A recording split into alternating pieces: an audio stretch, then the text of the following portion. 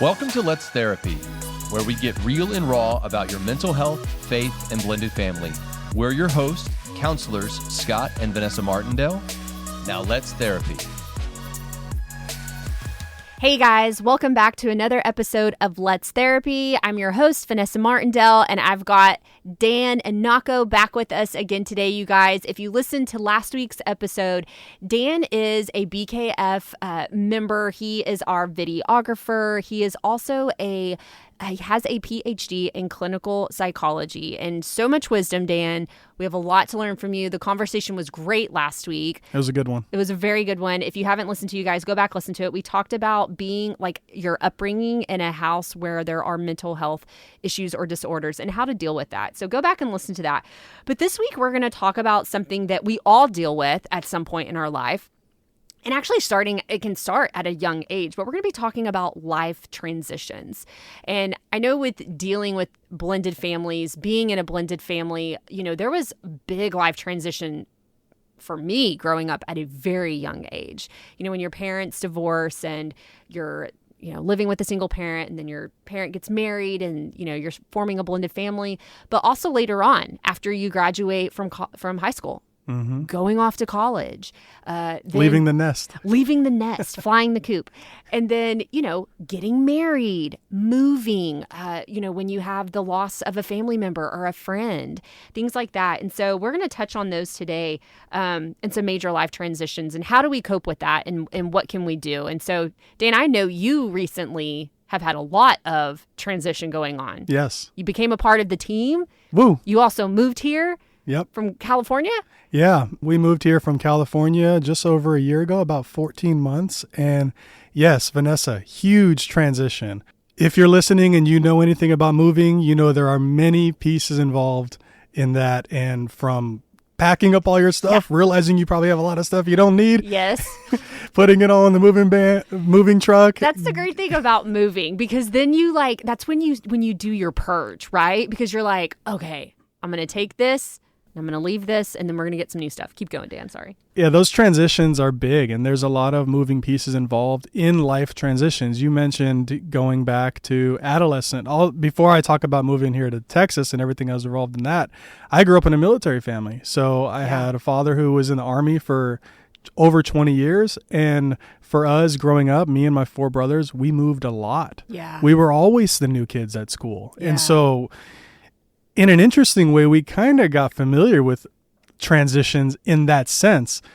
But with that came losing best friends, having to make friends, having to get adjusted and acquainted to whole new school districts, and joining sports team, which actually was helpful because it kind of builds in that connection. Yeah. And when you get that connection, hey, we have to move next year. Yep. Hey, we have to move in 2 years. Yeah. So I think the big thing with transitions is recognizing not just that they happen, but that they have an impact. Yeah. They change the way you think about stuff. Yeah. I know for me and even some of my siblings, we've talked about this as we've gotten older, is you almost can't trust that you're going to stay stable when transitions happen so frequently. Oh, yeah. It's like, okay, I'm going to get involved in this thing. I really enjoy it. But when is it going to be taken away from me? Yeah. And that hurts. Yeah. That's really hard. Yeah. No, I resonate with that.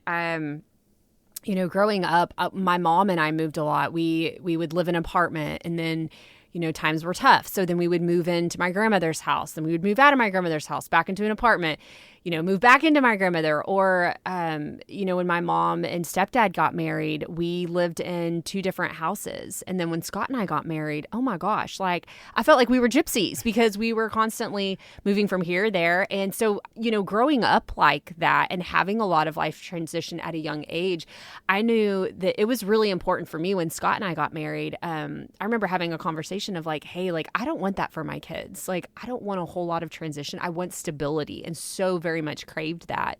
And I love that we have that stability now. But, for anyone that is maybe in that transition season, Dan, or is coming up on that, they know that they're having a move, or they know, hey, I'm going to be retiring, or my kids are getting married and we're empty nesters. What are some practical, and I would say too, some spiritual things that we can do to prepare our hearts and minds for that? Because when those transitions happen, it can cause, we've seen a lot of people where they begin to experience depression, They don't know how to cope. We see so many, especially with the ministry, we see so many families, couples, that when their kids go to college, because they've devoted so much attention to the kids, they don't know how to be married. Yeah. We also have people in retirement. They have done so much in their lives that they hit retirement and they're like, I don't know what to do with myself. Like I need a hobby. I need something to do. And so for those that maybe are expecting, some big life transition coming up, or maybe you're just in the thick of it right now, what are some things that we can do to prepare our hearts and minds for that? That's such a great question. And I like the idea of having these practical recommendations. Yeah. I know for me and my wife, when we were relocating from California to Texas, the one thing that we did, and we did it deliberately, was pray. Yeah. And we would pray and we would say, hey, God, is this me? Yeah. Is this my will or is this your will? That's good. And it was through that consistent prayer life that we found stability in the unstable. Right. Right. We don't know what's coming our way when we move to this new place. We don't know who we're going to meet. There's so many unknowns, I think, in these transitions. And it's in our best interest to really connect with the one who is stable over time, and that is God. Yeah. I'm telling you, Yeah. I felt a sense of relief in the storm through prayer. So finding a way to pray by yourself, and then also, like I mentioned, finding a way to get in prayer with people you are close and connected with that are stable pieces in your life. Yeah. So for me, it was my wife. There were some other people. I have a very small circle of people that I'll pray with just because I know how helpful they are to me. Yeah. And I try to protect that. Yeah. I have a sibling who I can really do Bible studies with and really going to God's word and looking for wisdom, because sometimes we can get so caught up in what we want to do. Yeah. There is a skill in learning to take a bigger perspective and ask, God, is this what you want me to do? Yeah. God, help me make sense of this uncertainty. God, help me to find some direction and let it be your direction. No, that's so good. Yeah. I mean, prayer, that's always the first go-to. I think it helps set the path. And then from that, we can partner with God in doing the practical things, being prayerful about that. And God, where do you want us to go? Like you were saying, moving, like, do you want us to go to Texas? Do you want us to go to Florida? Like whatever that looks like. And following the Holy Spirit's prompting in that. And then along the way, some practical things. It's like the preparation for that. Okay, God, you're calling me here. Like, what do I need to do to prepare for that? And using your story, Dan, as an example of you moving, like, okay, let's do our research. We're moving to Texas. Where do we want to live? What are some good school districts? Or maybe if it's a job, like researching the schools or the businesses around that area, coming up with a plan. And and the plan may not go exactly, the way, but when we can establish a plan and follow that, it provides less opportunity for just for chaos, for maybe more stability. I think having a plan just gives you kind of a roadmap of like, okay, here's something to follow. This idea that humans require order. Yeah. And having a plan, writing it down on paper. This is A, B, C. We got to get the moving van. Well, what's the step before that? Well, let's call around and see what some good deals are. Oh, yeah, let's create a financial plan. How much money do we want to spend on fast food as I drive from one state to the other? Yeah. These are very practical solutions to just getting from A to B, but they're also those ones you sometimes overlook unless you think about them. Yeah. No, that's good. And I think having like some goals too. I think about the person, Scott and I always talk about like what it would look like when we retire, when we're like 65. I don't see Scott retiring then because he's just he's a busybody. But, like what's the plan? Like, am I going to play golf? Am I going to do a men's group? Just having these things, not necessarily to fill the void, but having a plan of, hey, I've been doing this for so long. This is what life has looked like. We're about to enter into something that's new and unknown, like you said. God, where do you want us to be? What is it that you want us to do? And again, coming up with that plan and all the opportunities I think that can come with that. Yeah, it's interesting you said opportunities at the end, because I think sometimes it's difficult to transition to new things if you are unwilling to try new things. No, that's good. And yeah. Just even in the people that I would work with therapy, they're trying to overcome substance use and abuse and yet struggled with going and picking up a new hobby. Yeah. They never were the basketball person, but being willing to try basketball is a different type of life. Or Right. if you're retiring, what are you going to do during the week? What are you going to do Monday through Friday now? Yeah. Or what are you going to do on Saturday and Sunday? Or can you serve more in the local church? Can you Yeah. serve more in a local organization? Can you volunteer more? And the willingness to just try new things. And not to say that the trying new things, the new thing you try has to stick, but just that willingness to say, hey, I never done this thing before. I know a lot of people, once they retire, they go back to school. Yeah. And they learn a whole new subject matter that they never even ventured into Yeah. because they were doing X, Y, and Z. And now this willingness to say, okay, I'm here now. I'm maybe interested in this thing. I want to try it out Yeah. and see where it goes. Yeah, no, I think that's good. In the process of the transition is one thing, but then once you're there and you're like, this is the new normal, this is life. And sometimes that can be exciting and you're like, this is amazing. But then sometimes it can be what you didn't think it was going to be. And it can be, you're like, man, what did we do? Or, oh God, why did you take me here? And so, Dan, what would you say to the person that's listening right now that maybe is in that season? Maybe it's with their blended family. I keep thinking about that as we're talking. You know, there's so many transitions that happen with blended family. You transition from being a nuclear family, your parents go through a divorce, now you're in a blended family, and then maybe you bring an hours kid into the picture, or maybe you have kids going off to college, and maybe you're in this new blended family and you're like, man, this is just not what I thought it was going to be. It's a lot harder than I thought it was going to be. I'm not as happy as I thought I was going to be.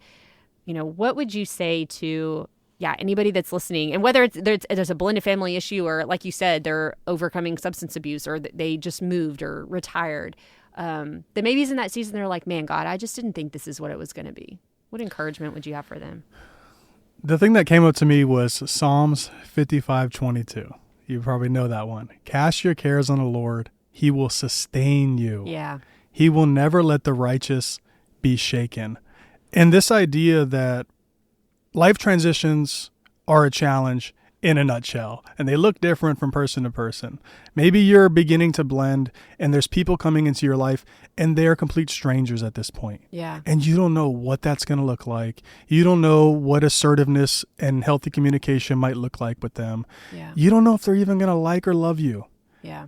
Cast them on God. Yeah. Give them to the one who it says will not let you be overcome. Yeah. You know? No, that's so good. Yeah. His word does not return void. And I think anytime we're in that season of just unknowing, or you're just like, God, I'm scared, or Lord, this is just not what I thought it was going to be.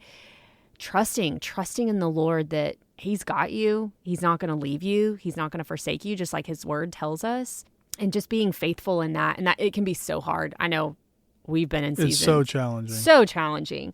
But when we see that he delivers us through that, it just reminds us of his faithfulness and his goodness. And we can always go back to that in that next season when we're experiencing those life transitions of like, okay, God, you saw us through this before. You're going to see us through this again. Yeah. And then giving God praise for his consistency, his faithfulness, his mercy, and his grace. I was just talking to my wife this weekend on Saturday about this. Yeah. Wow, we made it to Texas and it's working out. Yeah. And it was difficult. Yeah. It's like you said, it's not always an easy road. Yeah. And we can still choose to show up, trust in God, give him the praise, regardless of how it's turning out or how it looks right now, because he loves us and he cares for us. No, that's so good, Dan. Well, you guys, we hope that you have enjoyed this episode on life transitions. We kind of touched on a few, the moving and or dealing with retirement and blended families. But, you know, you guys, we hope that this has encouraged you and touched you in some way. And you guys, if you have any suggestions or any topics that you would like for us to discuss on Let's Therapy, we would love to receive those from you. So you can email us at info@blendedkingdomfamilies.com or send us a DM through our Instagram or Facebook. Our social media team is always answering messages. If you were in need of prayer, maybe you're in a life transition right now and you're like, guys, I need some covering, I need prayer, please reach out to us. Our team would love to cover you in that. But Dan, thanks again so much for being on today. We always love having you on because you're just a wealth of wisdom and knowledge, and we love having Dan on the team too. We're very blessed to have him. So, well, you guys, thank you so much, and we'll see you again next week, and be blessed in all that you do.